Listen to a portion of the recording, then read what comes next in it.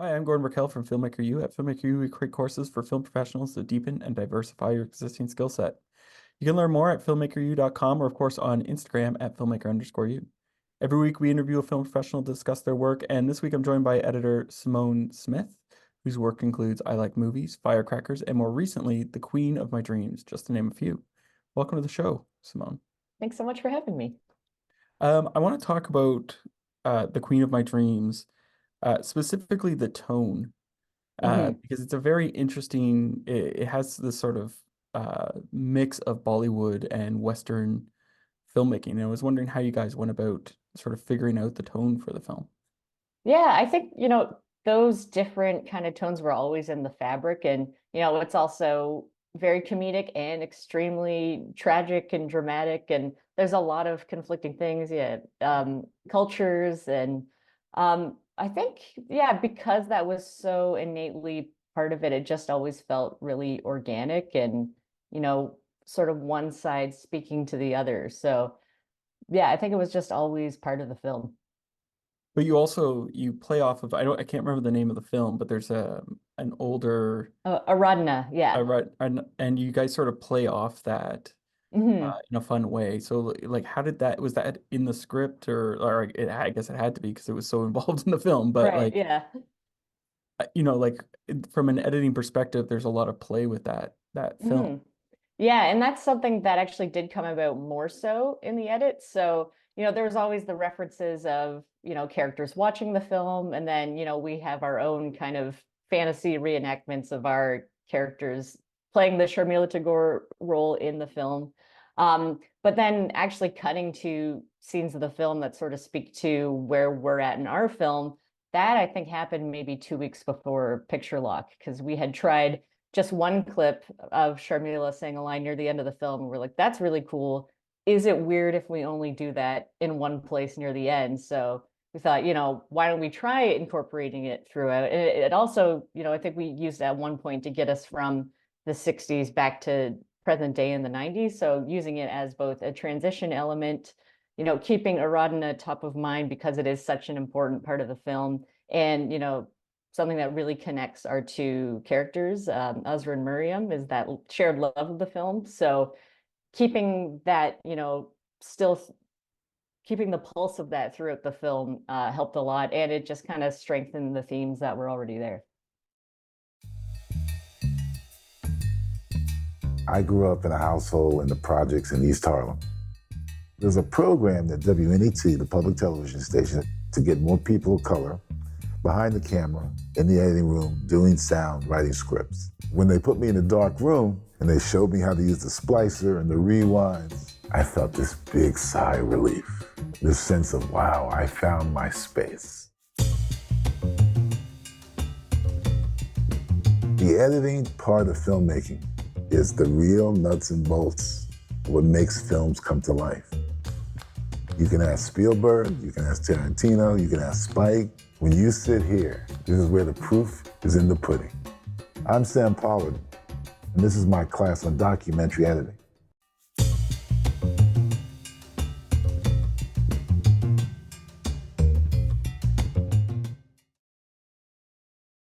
So how because you said like 2 weeks before lock, but that's like it's not, in a couple scenes. Like it's very much a part of the story. So like it seems Hmm. like it would have been a big not rewrite, but restructuring of your cut. So was there a rush to try and get it in before the end of those 2 weeks? No, and we even kind of had our with the clips and without the clips version sort of running in tandem because there's also the consideration of, every second of footage of the film, there's a cost tied to that for licensing as well. So, getting the producers on board and saying, do they see the value in it? And, everyone loved the choice. So that's what we ended up going with. But yeah, it was sort of, it worked without, but it just added so much more richness to the film that it made sense to run with it. It like I said, this sort of has that balance between Bollywood and the West. And I'm interested in because you guys do doubling in the film, Hmm. which is more of a Bollywood thing to do. I'm wondering for those viewers who might not know, if you could explain what that is, but also, like how did you go about setting that up so that we as the audience, when it happens, are aware that it's a natural thing and can just go with it.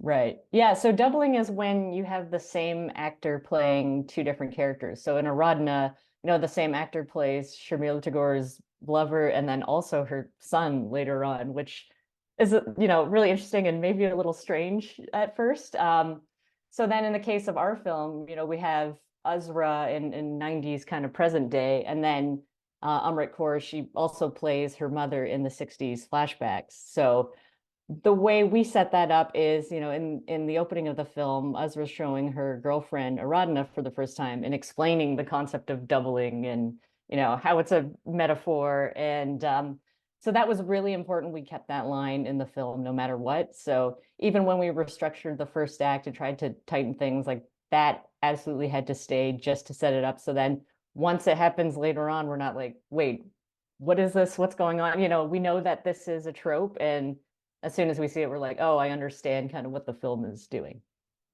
So like you talked about restructuring the first part. Like what Mhm. changed in that restructure? Was there anything sort of jettisoned that you really liked?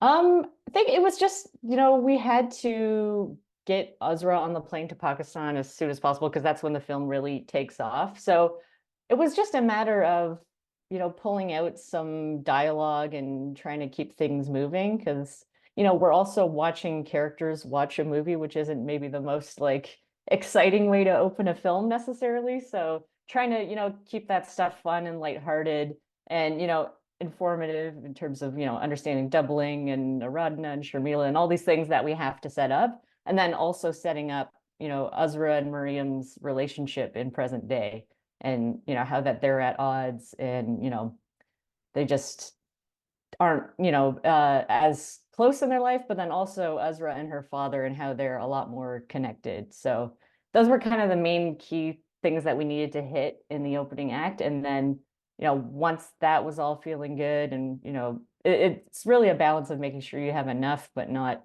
taking so long that we're waiting for the film to start. You talked about getting on the flight, and that was my first note when I was watching the film, was how you approached that transition. And there's transitions throughout this film.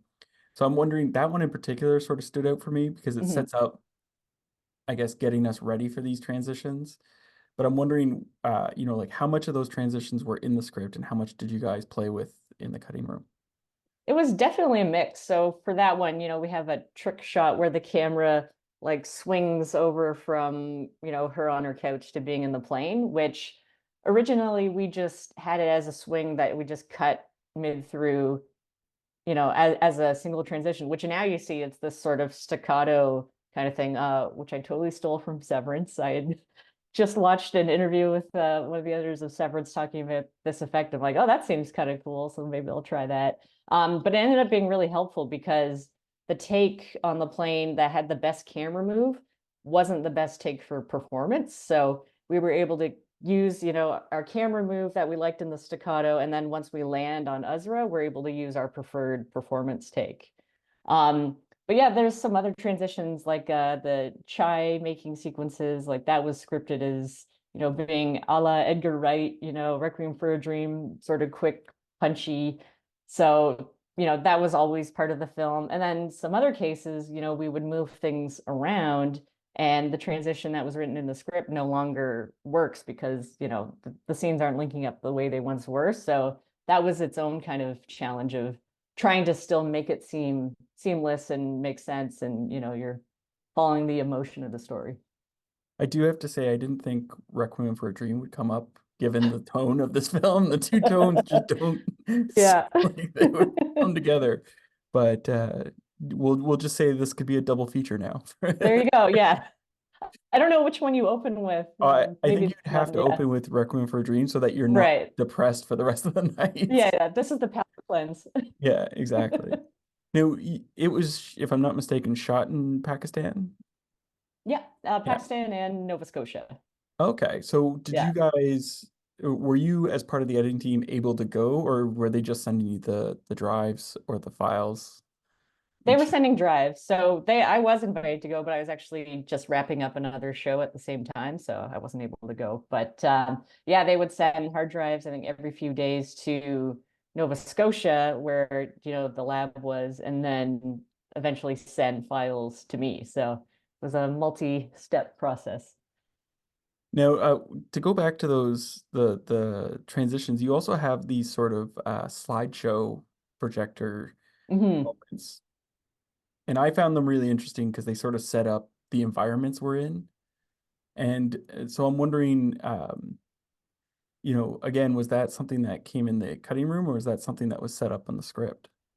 So that was, I don't think it was in the script, but it was how it was shot on the day. So like the camera operator was, whipping into a frame and then whipping out, which is great. And it was really kinetic. But what we found was you're then a little bit tied to the timing. So as we were whittling things down, it's like, oh, now this is, we're hanging on the shot a little too long. So we had to sort of cheat the whips a little bit. So if you look very closely, sometimes you might see, something move, but you never notice unless you were looking for it.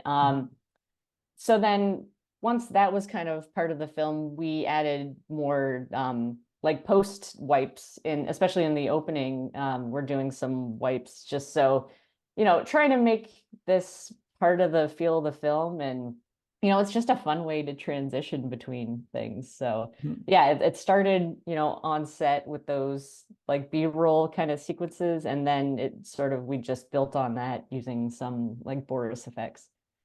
Well, and it's interesting because gets you, it almost sets up the environment or sets up the feeling of the area Hmm. for that where we've moved to, whether it's the Yeah. 60s, whether it's now, whether it's Pakistan, whether it's Nova Scotia.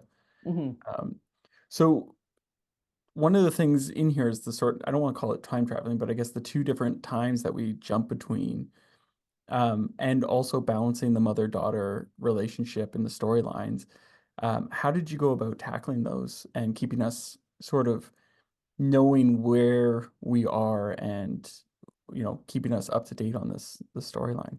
Yeah, I mean, I think it's something that changed quite a bit throughout the process is, trying different orders of things. The way the film is now, we do the 60s, we kind of wrap that up and then go to the 80s, but we tried, doing the full 80s first or going between them, but it just felt like too much trying to juggle, three different timelines. It's a lot easier to kind of go between two, finish one, and then go to the other. And I think we also found that, there's a big moment between Ezra and her mother in the 80s that's sort of the emotional climax of the film. It's where we learn kind of what happened with their relationship because they were quite close. So kind of everything leading up to that point. But even then, in the case of Miriam, she's quite a conservative Muslim at a certain point, but we see her in the 60s when she's very liberal. And Mhm. in screenings, people were kind of wondering, well, what happened there? So there's an event that we now kind of have set up as what was her shift, Mhm. whereas that actually used to happen later in the film. So I think people just needed to see like where and how did Miriam change. So that's like the other nice thing about things being in flashbacks and hopping through time is you have that flexibility to really change the order of events more than if something was told totally linearly. Now, I would love to know because this has sort of a really interesting pace to it, and I'm not sure if that comes from the Bollywood stuff or if it's something you've sort of really focused on in the cutting room, picking it up speed wise. I'm wondering how you went about sort of discovering the film's pace and sort of having it evolve.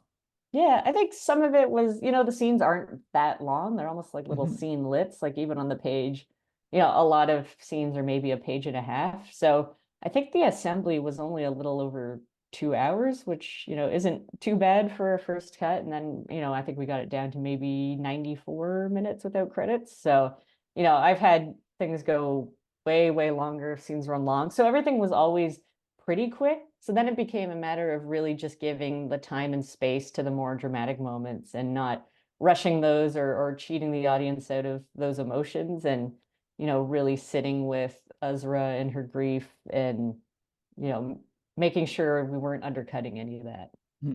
Was there more to Azra and her girlfriend? Because I feel like we sort of meet them and there's a lot of setup for them, and then the girlfriend sort of goes off and it's Azra's journey that we Right. follow. But I'm wondering if there was more to that. There wasn't much more. Like there was one kind of additional scene that we just felt we didn't really need to wrap things up with the girlfriend. Like she wasn't a huge part of the story, and it was really detracting from the ending of Azra and her mother. So it was a case of we were losing more than we were gaining by keeping it in. Interesting, because it just felt like they had a nice relationship. So I'm wondering what happened with that. But I like to think that, they're all good and Azra yeah. comes back home and yeah. Well, and you also in the notes that I have here is you got to take to play with the dance sequences. I'm wondering if you could talk about structuring those and creating those. Yeah, it was really fun because it's, rooted in like 60s Bollywood. So, they're not overly cutty. You're letting zooms and things play out. Whereas, if you were doing Bollywood now, it's extremely like slick and flashy and showy. So like completely different approach. It was also shot on these different lenses that really lent to the 60s look. And at some point we decided to go to 2:3:5 aspect ratio in those as Mhm. well.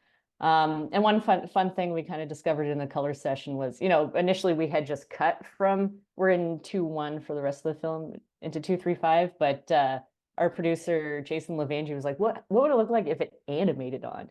And we kind of see that. And it once we saw that with the sound, we're like, oh wow, this is super impactful. So yeah, I was really happy with how those turned out. Now, I have one last question for you. Mhm. What would you say is your favorite guilty pleasure film or TV show to watch? So I'm obsessed with the film Hackers. I watch Love it it. once a Hack the year. Planet. Hack the Planet. I named my holding corporation or whatever Zero Cool Post after Zero Cool. Yeah. So yeah, big fan of Hackers. And honestly, I've forced a lot of people to watch it over the years, and it holds up. Like it's fun. It's pretty diverse for the time, and Mhm. yeah, you know what? I'm gonna say it's not even a guilty pleasure. I just love Hackers. Well, I'm surprised they haven't rebooted that one. Given Yeah, like how the world's evolved, you think that would be a perfect reboot. yeah, just so great. The fashion, the music, Yeah, the fashion everything was of it. crazy, even Yeah, for the time. That's yeah. what so interesting. Well, thank you so much for letting me interview today. Thank you. Yeah, this is great. Yeah. That's it for this week, everyone. Make sure to check us out at filmmakeru.com or, of course, on Instagram at filmmaker_u. I'm Gordon Burkell. Thanks for watching.